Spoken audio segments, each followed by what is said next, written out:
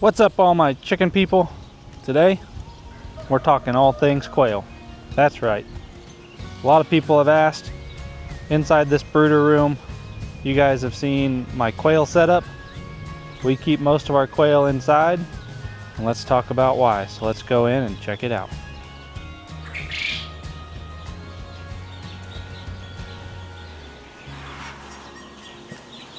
We got the boss in here cleaning non-stop. So we get asked all the time, like I said, people want to get into quail. And there's several things you need to ask yourself before you get into quail. If quail are right for you, or if there's a specific type of quail that you're wanting, or a specific reason you're wanting quail. If you're wanting quail for eggs, or for meat, or for an inside companion or a pet, or if you're wanting to use them for dog training. There's several different breeds of quail and different types of quail. So I'm going to try to explain the options that we have here on our farm, because we have people message us all the time. They're like, well, I want to buy some quail. Well, what do you want them for? If you want them for eggs and meat, then you want Coturnix quail. Now you can eat all quail and you can eat all quail eggs, but if you're wanting a specific bird designed for meat and eggs, the Coturnix quail is what you want. Some people call them the Cortnix quail. We refer to them as the Coturnix quail. Now, these Coturnix quail are considered standard size, and they are the color of these are called calico fee. They're beautiful color, similar to a snowflake bobwhite quail, but these are of the calico fee color. Now, the Coturnix quail come in roughly 27 to 30 different colors, and about a dozen of those, 10 to a dozen of those, are what's called feather sexable, which means at about 3 to 4 weeks old, you can tell the males from females. We don't have feather sexable quail, or this color is not feather sexable, so you have to wait till they either start crowing, the males crow, or you can vent sex them at about 6 weeks old. But these guys are awesome egg producers. These are their eggs, a Coturnix quail egg. If you're ever going to get into pickling quail eggs, or if you ever see them at the store or buy them, they're almost always going to be Coturnix quail. And the reason for that is Coturnix quail are full grown at 8 to 10 weeks, and they're laying eggs at 8 to 10 weeks. So these guys are very prolific. You can reproduce them, you can incubate them yourself. They're very easy to incubate. They hatch in roughly 18 days. So put them in the incubator. We put them into lockdown on day 14. So day 17 and 18 is when they start hatching. And it's crazy to think that let me grab a little quail over here.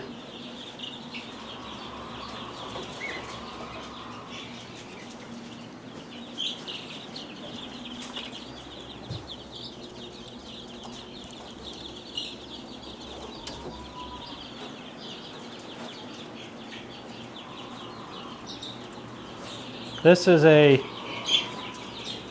4-day-old quail, 3 or 4-day-old quail, calico fee Coturnix quail.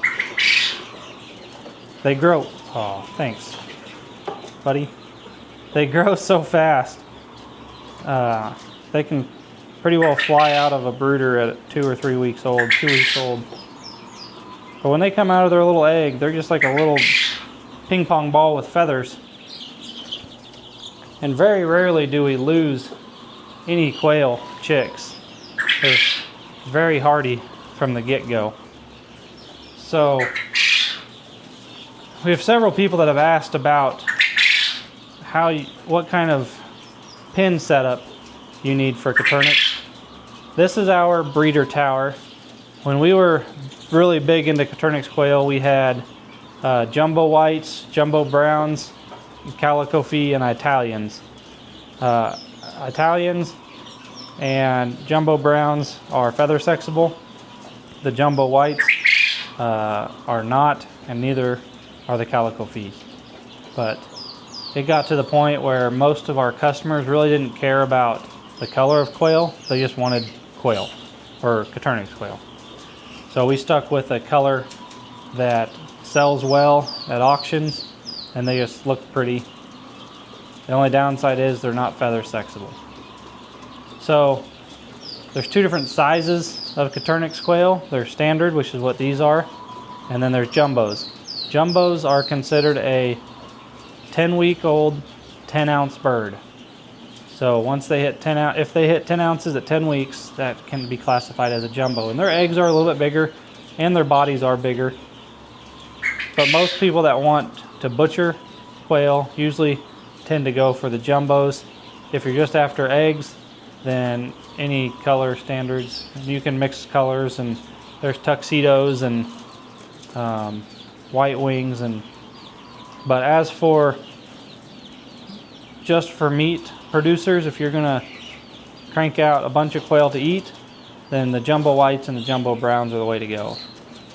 Best thing about the jumbo browns is they're feather sexable at about 3 weeks old, so you can keep your males back and separate your males, grow them out, and butcher them at 10 weeks old, and then the females you can keep back to either make eggs or sell them, or you can butcher the females too.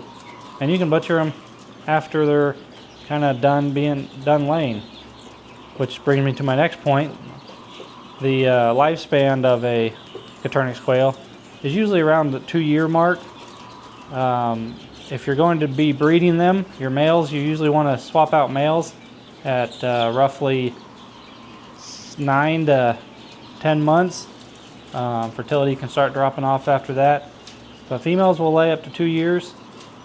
And we've hatched thousands and thousands of quail. Quail is what got us into hatching and chickens the way we are now.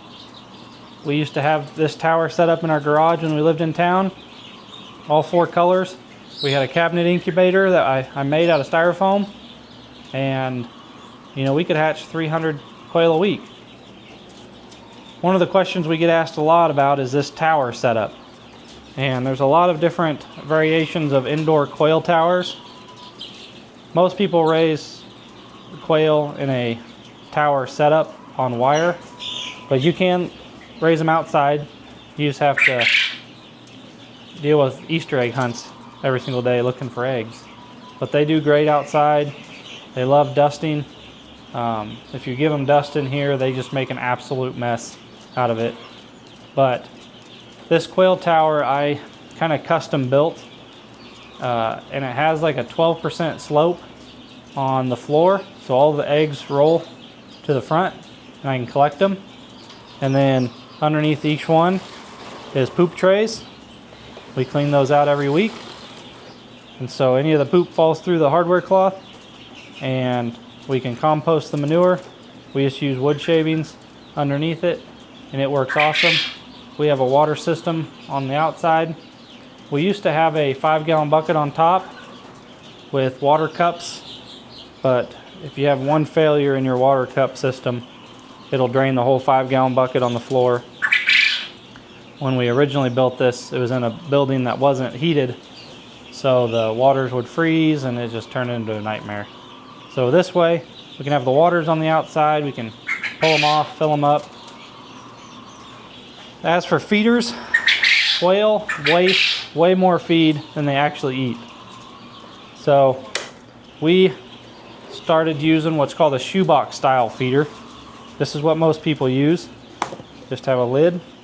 You can see where they can stick their head in there and eat the feed, because the quail will, if you leave them any type of feeder that they can pick food out of, they will. They get in there and they take their beak and they just scrape and scrape and scrape, and they will completely empty a dustpan or any other type of feeder. They're just so wasteful. With the shoebox style feeder, that seems to has worked the best for us. And that's what most people go to, is that shoebox style feeder. But if you're going to breed quail, Coturnix quail in particular, then you really want to run about a 1 male to every 5 females. And that will give you a mostly fertile hatch rate. If you run too many males to females, you'll run into a lot of feathers missing, overbreeding. The males will start fighting, and you'll run into a lot of problems with too many males. So that's one thing we're going to do today. All these guys just started laying, so they're at the 8 to 10 week old range. So it's time to sort them, and we're going to move all these quail up into one level. And on this level, I'm trying to remember what they say on square feet per bird. I think you can get 1 or 2 birds per square foot. But we usually run no more than 15 females and 3 males on a level. So all these guys hatched about the same time, but it's time to sort them and put all the females up there, figure out how many females we have, and then give them the appropriate amount of males. All the other males we'll end up selling and butchering.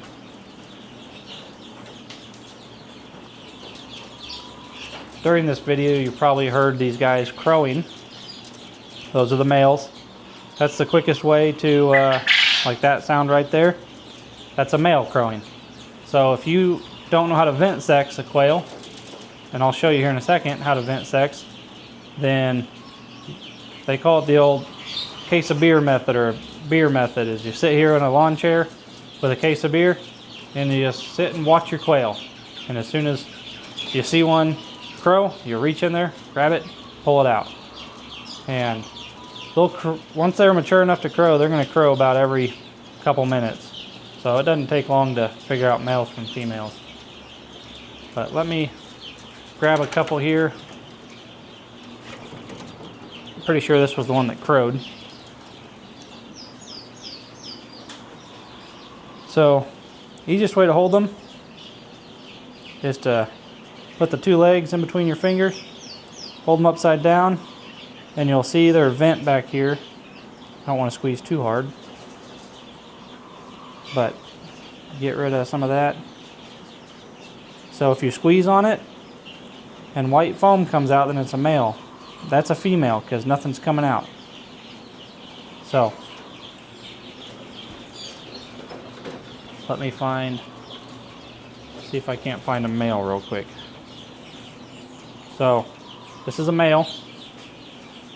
Again, we're going to grab index finger, middle finger, and once they're mature enough, all you got to do is grab the base of their tail, pull it back, and just barely squeeze, and you see all that white foam come out? That's the male juices. So that's about as PG as I can make it. But that's how you know if you're going to vent sex a male. And once they're sexually active, then a lot of this white stuff will come out, and that's how you know it's a male. Or you can just sit there and wait till it crows. They're really easy to vent sex though. Once you know what you're looking for, just flip them over, a little squeeze, that foam is a male. But other than that, Coturnix quail are probably the best. That's probably what most people want, just because they're so fast to mature and so fast to lay eggs. And a lot of people want chickens for their farm, and I know chickens are great, but dollar for dollar, pound for pound, it's hard to beat a quail. You can get eggs in 8 weeks. You don't have to wait 6 to 8 months like a chicken. And these little eggs are better for you. They're better for you than chicken eggs. Obviously, they take more. But people that are allergic to chicken eggs, a lot of them can eat quail eggs and duck eggs. So we sell quail to a lot of people that have food allergies. but they can eat quail eggs. Like I said, they're laying at 8 weeks. So chickens, you could pay $25 to $60 for a laying hen, and a laying hen quail, you know, the going rate is usually around $5 to $8. So you can buy 5 or 6 quail for the price of 1 chicken, and by volume it's 3 quail eggs for 1 chicken egg. And you don't have to build a big coop, you don't have to build a big run, you don't have to worry about predators if you keep them inside. And they're pretty winter hardy. We've kept them outside during the winter. They're summer hardy.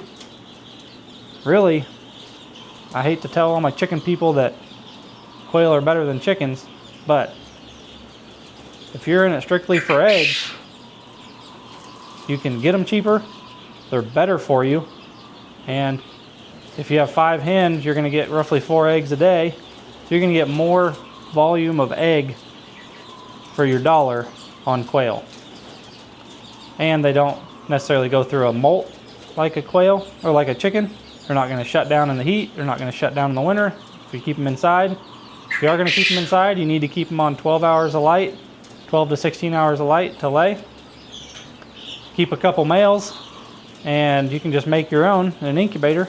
You can buy a cheap styrofoam incubator with quail trays, and you can put 100 and some eggs on a quail tray. So you can up your quail game really fast. And if you put these guys in your garage or in an outbuilding or somewhere, the neighbors won't complain about the roosters crowing, and nobody knows about it. You butcher off the males, so you have a protein source and an egg source. They're super easy to butcher. They're not as daunting as a chicken, because you don't have to pluck them, you can skin them. But most people that want to get into quail don't know what kind of quail they want to get. Coturnix quail, that's the quail you want to get. But this tower, kind of getting sidetracked, this tower is one I built, and like I said, I kept it in my garage for several years. Now it's in here. I had 4 different colors of Coturnix in here. It's got a rollout system on it, and I based this off of Terry's plans. Terry runs Coturnix Corner. I'll link his video down below, or his channel down below, and he does all things Coturnix quail. Ton of information on there if you want to get into quail. That's where I learned a ton of information from. And he has a breeder tower similar to this, but it's about half the size. I wanted to double this. It's all out of 2x2s and 1x2s and some plywood on the back. These poop trays are oil pan drip trays. You get at O'Reilly's or AutoZone. They work awesome. And like I said, we use the shoebox style feeders, keep the waters on the outside. This pen setup is what Terry on Coturnix Corner calls his grow out pen. So before they start laying and you need a rollaway system, this is his design, cut for cut off of his video, and it's made specifically for a pan, but they work great. We've built 2 of them now. I wish I had 5 or 6 of them, but I just don't have the room for them. We mainly use them to, once chicks are off heat, they can go into here. This room stays about 70 to 80 degrees. So all of our chicks, once they're out of the actual brooders, they go, we call these off heat brooders. And there's 3 levels. We just use your standard little chick feeder in there. But no, they work awesome. The other kind of quail people get into, if you don't really care about meat or eggs, are the button quail. And button quail are super tiny. They're about worthless. And they're super flighty. Point exactly. Here we go. Let me get the net. They're so hard to get because you feel like you're gonna squish them because they're so small. Where'd you go? There you go. If If you ever get in the chicken business, get a minnow net. We use that thing every day. Try to hold on to this thing without it flying out. But that's a button quail, full grown, 8 weeks old. This is a silver color, but they're super flighty. They're easy to raise, but they're about worthless. Their eggs are tiny. Let me put it next to a Coturnix egg. So that's a standard Coturnix egg, and that's a button quail egg. And jumbo Coturnix are even bigger than that by a little bit. But these little guys are about worthless if you're gonna ever have to peel one of those. And if you're gonna crack one to make a scrambled eggs, you're gonna have to crack 1,000 of them to make a meal. But again, they're also super easy to hatch. They're usually hatching at about 15 days. But we have a bunch of them still, but all these are going to the auction next round because they're about only good for being a companion. A lot of people raise these in aquariums or terrariums in their house. They're a lot cheaper than a parrot. They're extremely friendly, and they do lay eggs. They don't. Coturnix quail and button quail don't really go broody. So now I'm sure some of you guys watching have probably had quail go broody, but they're kind of like chickens. When one, if you raise them on the ground, if one quail lays an egg somewhere, the other one's going to lay that egg there and there. And next thing you know, you have one quail trying to sit on 20 eggs. So it doesn't really work. But most of the time they don't go broody. They just lay an egg wherever they're at the time. But button quail are cool, and that's about all they're good for, is being cool. Now the other quail, which we don't have here on the farm anymore, is a bobwhite quail. That's the main three. You can get into California valleys and Merns and snowflakes, which is a bobwhite, Mexican speckled bobwhite. There's a lot of other blue quail, scaled quail, but the most common are bobwhite quail, and bobwhite quail are super flighty. They're hard to grab and catch if they get out. Their eggs are tiny little white eggs. They're about a little bit bigger than button quail eggs. They're not really made to be a homesteading bird. They're made to be used for hunting farms or dog training. Don't buy bobwhite quail to release them to expect to rebound the population. They don't have the survival instincts that a wild quail has. Same with Coturnix quail. If you let them out on your property thinking you're gonna have something cool to see running around your property, they don't free range. The hawks and coons, everything will pick them off really fast. So, am I missing anything, camera woman? Other than that, you can brood them like a chick in a standard brooder. Make sure they have access to heat, and for a couple weeks, then you can take them off heat, and at about 3 or 4 weeks you can put them in a brooder like this. Make sure they can't get out of certain places.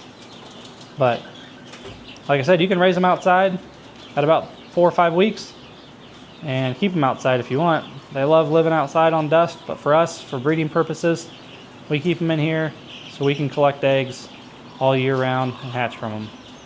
And we sell quite a few Coturnix quail. They're perfect for kids to get into because they're easy to hatch. If you want to do a hatching experiment, buy some Coturnix eggs, hatching eggs, and they're quick to hatch. They're easy to raise. They're fun to watch. The males are fun to listen to crow like that until they're annoying. But best bang for your buck, Coturnix quail. I think every farm needs to have Coturnix quail. If you guys have Coturnix, and if I'm missing anything, comment down below. If you do have Coturnix, tell us what your favorite color is. There's all sorts of colors. Southwest Game Birds, My Shire Farms. Those are the two big ones that ship hatching eggs. These guys came from Southwest Game Birds, I believe. But My Shire has a great selection. You can find them at auctions all the time. and a lot of people raise them. So go to your local Facebook groups and type in there that you're looking for Coturnix quail, and I'm sure somebody within an hour from you raises these. But other than that, I don't know if we'll get into any other colors or we'll just stick to calico fees, but I think every farm needs to have Coturnix quail. Hope you guys learned something on this video. Comment down below if you want to learn more or see more quail content. But that's all I have for today. We'll see you guys on the next time. We love you. Don't haggle with your quail egg supplier. Don't haggle with your chicken supplier. Buy local. We'll see you guys later.